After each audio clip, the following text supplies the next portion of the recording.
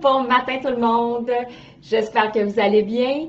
Elisabeth, dans un autre matin où je vous partage mes outils, mes connaissances pour reprendre du pouvoir sur notre vie, sur notre santé. Donc ce matin, je vous parle de l'impact des croyances, l'impact des figures d'autorité en fait dans l'établissement de nos croyances et de nos comportements. En fait, depuis la nuit des temps, que pour être accepté, aimé, inclus d'une tribu, d'un groupe, il faut adopter les croyances de la tribu et de la figure d'autorité aussi. Et qu'il faut être surtout le moins différent possible pour rentrer dans le petit boîte, dans le moule. Et ça fait qu'on en vient à oublier qui on est vraiment, puis qu'on agit selon ce que les autres attendent de nous. Et ce matin, j'ai sorti une étude dont l'initiateur même de cette étude-là a qualifié les résultats d'inquiétants. Et c'est quand même inquiétant, vous allez voir, mais c'est intéressant. Donc, cette étude-là, c'est l'expérience de 1000 grammes. C'est une expérience connue. Vous pourrez me dire si vous la connaissez. Elle est connue, puis elle date quand même, mais elle est toujours d'actualité, puis elle est encore utilisée. Donc, en fait, cette expérience-là a été menée par un psychologue américain, Stanley Milgram, puis ça a été fait dans les locaux de l'université de Yale. Donc, de 1960 à 1963, cette équipe de chercheurs-là, ils ont recruté des gens. Donc, ils ont envoyé dans le fond, des publicités dans le journal, comme quoi ils cherchaient des gens pour une expérience. Puis, ils ont recruté des gens de 20 à 50 ans, des hommes, des femmes, vraiment de tous les milieux. Donc, c'était vraiment un échantillon homogène. Et en fait, quand les gens se rendaient dans les locaux de Yale, ils leur expliquaient que l'expérience mettait en jeu 3 personnages. Il y a d'abord un élève qui devait mémoriser une liste de mots. Il y avait un enseignant qui, lui, devait dicter les mots et valider, en fait, leur exactitude. Mais si l'élève ne donnait pas une bonne réponse, l'enseignant devait envoyer un choc électrique de plus en plus grand, donc de 15 volts de plus à chaque fois. Il y avait l'expérimentateur comme troisième personnage qui, lui, servait de figure d'autorité. Donc, il était en blouse blanche, l'air sérieux, puis il devait, lui, s'assurer que les consignes étaient respectées.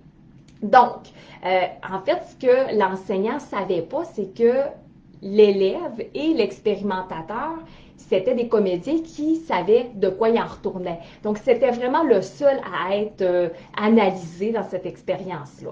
Donc, on lui a fait à croire qu'on faisait un tirage au sort qui était organisé. On lui a donné un choc électrique de 45 volts pour qu'il sache qu'est-ce qu'il allait faire subir à l'autre.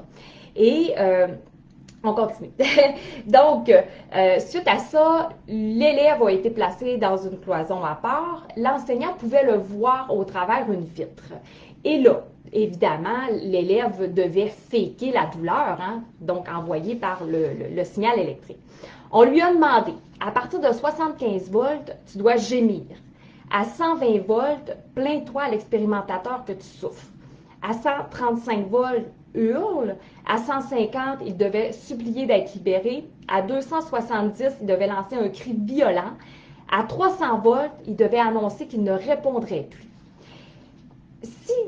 Lorsque l'élève disait qu'il ne voulait plus répondre, l'expérimentateur de la figure d'autorité devait lui dire que s'il ne répond pas, c'était considéré comme une erreur et qu'il allait recevoir une décharge électrique. Mais là, à ce moment-là, la majorité des enseignants se sont mis à douter puis à questionner l'expérimentateur. Mais lui, il avait pour consigne de leur dire 4 choses. Donc, veuillez continuer, s'il vous plaît. L'expérience exige que vous continuez. Il est absolument indispensable que vous continuiez et vous n'avez pas le choix, vous devez continuer.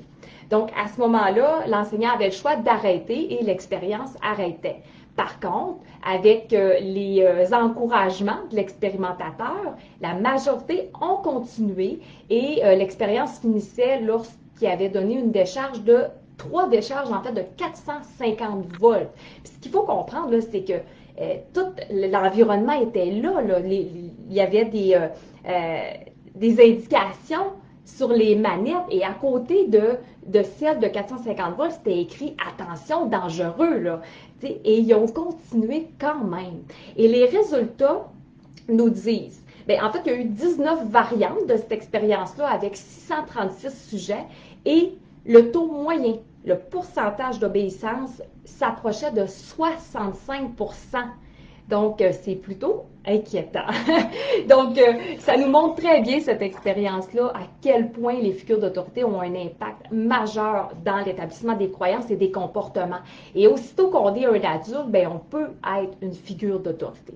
Donc, aujourd'hui, je vous donne un petit truc encore. Vous savez, j'aime bien ça, donner des trucs, que ce soit concret.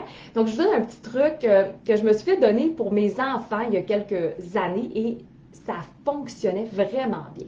Donc, c'est que, surtout dans la phase du pourquoi, vers 3 ans, c'est là que les enfants vont se créer la majorité de leur système de croyances. Et donc, quand ils nous posent une question, en fait, ils ne veulent pas vraiment avoir notre réponse. Ils veulent juste qu'on leur laisse la chance d'exprimer ce qu'ils ont en tête. Donc, si vous êtes en contact avec un enfant qui vous pose des questions, au lieu de répondre, renvoyez-leur leurs questions. Donc, ah, c'est une question intéressante. Qu'est-ce que tu en penses, toi? C'est clair qu'il va vous donner une réponse. Sa réponse est déjà faite.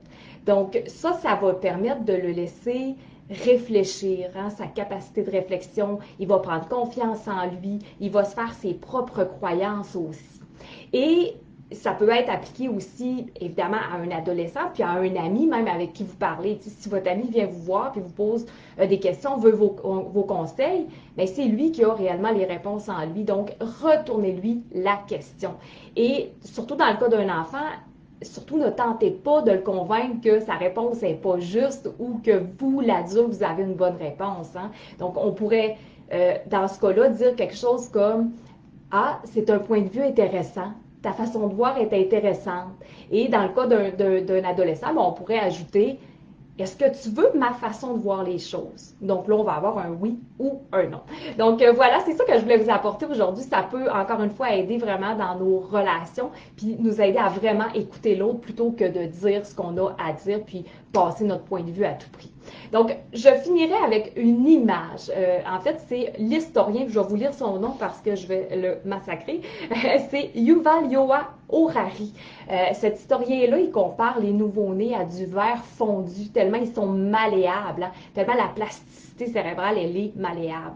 Et gardons cette image-là en tête de l'impact qu'on peut avoir sur un enfant et dans le fond, on veut-tu avoir un modelage qui est très rigide ou on veut plutôt le rendre malléable et souple. Donc voilà, gardons ça en tête. Sur ça, j'espère que ça vous a aidé. Venez me dire vos commentaires, puis je vous souhaite une excellente semaine. On se revoit dans 2 semaines. Bye, bonne journée!